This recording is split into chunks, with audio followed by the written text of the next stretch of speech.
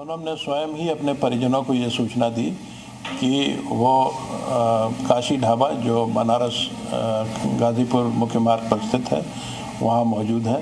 ये सूचना सोनम के परिजनों ने इंदौर पुलिस को दिया और इंदौर पुलिस ने तत्काल इत्तला गाजीपुर पुलिस को की। गाजीपुर पुलिस ने सोनम को वहाँ से बरामद किया और उसके बाद नेसेसरी लीगल फॉर्मेलिटीज़ जो है उसके तहत मेडिकल परीक्षण कराया गया और अब उन्हें वन स्टॉप सेंटर गाजीपुर में रखा गया है। जो मेडिकल रिपोर्ट है उसके अनुसार कोई भी मेडिकल कॉम्प्लिकेशन सोनम को नहीं है, वो स्वस्थ है।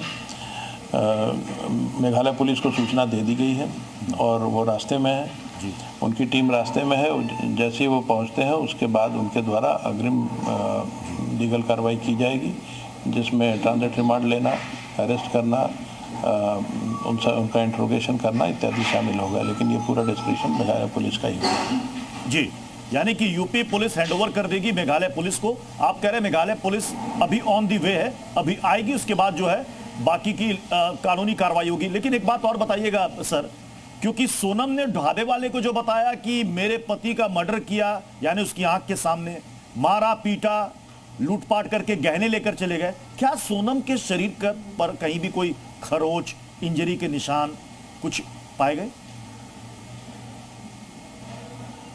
ऐसी कोई सूचना मेरे पास नहीं है। कोई भी मेडिकल कॉम्प्लिकेशन सोनम को नहीं है।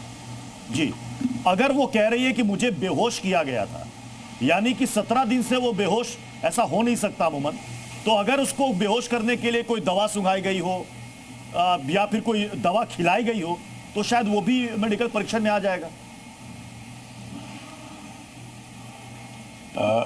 मेडिकल परीक्षण में ऐसी कोई भी बात सामने नहीं आई है। सोनम का इंट्रोगेशन यूपी पुलिस ने नहीं किया है। ये कार्य मेघालय पुलिस द्वारा ही किया जाएगा। जो भी असिस्टेंस उन्हें प्रदान करना है वो हमारे द्वारा किया जाएगा, यूपी पुलिस द्वारा किया जाएगा। क्योंकि मेघालय पुलिस ही इन्वेस्टिगेट कर रही है इस पूरे केस को, उन्हें ही सभी तथ्यों की जानकारी है, इसलिए वही इंट्रोगेशन कर भी सकते हैं, वही सक्षम है इस कार्य को करने में। लेकिन हमारी तरफ से जो भी असिस्टेंस की जरूरत होगी हम प्रदान करेंगे। तो सोनम ने सर ये तो बताया होगा कि आखिर वो गाजीपुर पहुंची कैसे, शिलोंग से इतना लंबा फासला तय कैसे किया? 4 स्टेट पार करके आई है वो। जैसा कि मैंने बताया आपको कि हमारे द्वारा कोई भी इंटरोगेशन नहीं किया गया है जी। मेडिकल एग्जामिनेशन के बाद उन्हें वन स्टॉप सेंटर पर रखा गया है। अच्छी इंटरोगेशन वही कर सकता है जिसके पास केस की पूरी डिटेल्स हों और जिसने केस पर काम किया हो। तो ये काम मेघालय पुलिस का है।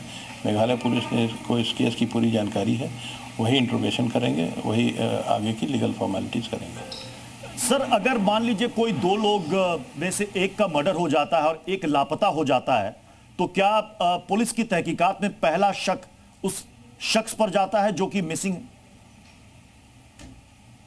नहीं, ये बात बिल्कुल सही नहीं है। ये हर केस डिफरेंट होता है और उस केस में जिस प्रकार के एविडेंस होते हैं उसी हिसाब से पुलिस आगे कार्रवाई करती है। किसी भी 2 केस को एक समान देखना उचित नहीं होता। जी सर, आप भी इस केस के बारे में जान रहे होंगे कि पूरे देश में पूरे देश में इस केस की चर्चा हो रही है। आपको क्या लग रहा है, अगर मैं इसलिए अगर शब्द का इस्तेमाल कर रहा हूं, अगर इसमें सोनम ही आरोपी है तो शायद मेघालय पुलिस के पास ऐसे एविडेंस होंगे जो कोर्ट में साबित कर पाए कि इसी ने ही सारी साजिश रची? देखिए, काफ़ी सारे इन्वेस्टिगेशंस और इंट्रोगेशंस आदि मेरे सुपरविजन में हुए हैं अथवा मैंने स्वयं भी किया है जी। कभी भी कोई जनरलाइजेशन करना ठीक नहीं होता। कई बार ऐसा होता है कि पहले जो शक होते हैं वो या जिस लाइन पर पुलिस चल रही होती है, आगे फॉरेंसिक एविडेंस या पूछताछ या कुछ ऐसे एविडेंसेस मिलते हैं जिससे पूरे केस की लाइन बदल जाती है।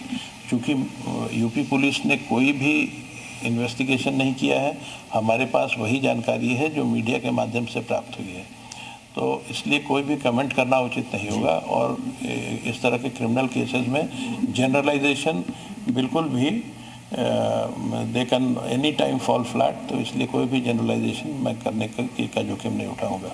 सर, इसमें एक बात कॉमन दिख रही है, सोनम के परिवार वाले तो यही कह रहे हैं कि मेरी बेटी ऐसा नहीं कर सकती, उसे मेघालय पुलिस फंसा रही है। ससुराल वाले भी अभी तक मानने को तैयार नहीं है कि उनकी बहू ऐसा कर सकती है। इन किसी भी चीज़ों पर मैं कमेंट नहीं कर सकता, क्योंकि इन्वेस्टिगेशन का हिस्सा यूपी पुलिस नहीं रही है अभी तक। जी अमिताभ यश जी, क्योंकि इस तरह के कई सारे केसेस में हमने देखा है कि जब कोई एक शख्स गायब होता है तो दूसरा परिवार, खास तौर पर कपल की मैं बात कर रहा हूं, उसमें एक परिवार जरूर दूसरे के खिलाफ शिकायत दर्ज कराता है, लेकिन इस मामले में राजा रघुवंशी के परिवार की तरफ से कोई शिकायत सोनम के खिलाफ नहीं हुई है कि हमें शक है कि मेरी बहू ने मारा होगा। ये तो नॉर्मल रिएक्शन है किसी को भी इस तरह का, जो अभी हाल में ही राजी खुशी से शादी हुई हो, उसमें कोई भी इस प्रकार का शक शायद ना करे, और उनके पास ऐसी कोई भी जानकारी नहीं होगी। लेकिन मुझे लगता है कि मेघालय पुलिस ने काफ़ी थरो इन्वेस्टिगेशन किया है इस केस का, और वो सारे क्वेश्चंस का जवाब देने में सक्षम होंगे। ये कोई ज़रूरी नहीं है कि जो व्यक्ति नामजद हो या जिस पर शक जताया गया हो उसी ने कोई क्राइम किया हो, और इससे इतर कई बार रिजल्ट्स आए हैं इन्वेस्टिगेशंस में। जी अमिताभ सर, ये सोनम को आज ही हैंडओवर कर दिया जाएगा मेघालय पुलिस को? जी हाँ, जैसे ही मेघालय पुलिस गाजीपुर पहुंचती है, जो कि अगले कुछ घंटों में संभव है, उन्हें तत्काल हैंडओवर कर दिया जाएगा। जी चलिए, बहुत बहुत शुक्रिया अमिताभ यश सर हमारे साथ जुड़ने के लिए।